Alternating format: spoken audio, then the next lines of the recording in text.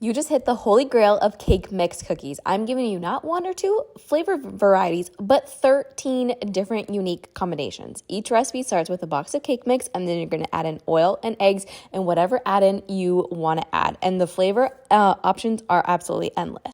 Here's a list of our fun 13 combinations. The first one is Christmas sprinkle. Then we have Reese's Pieces, Funfetti, double chocolate, red velvet, which is perfect for Valentine's Day, the standard M&M chocolate crinkle, which you can roll in powdered sugar, strawberry cookies, chocolate peanut butter, the standard chocolate chip, Andes mint, lemon, and carrot cake.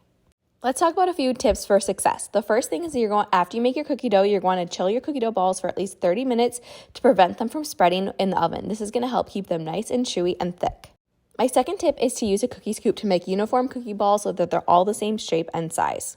My last tip is to line your baking sheet with parchment paper or a silicone baking mat to prevent brown bottoms from your cookies and for easy removal.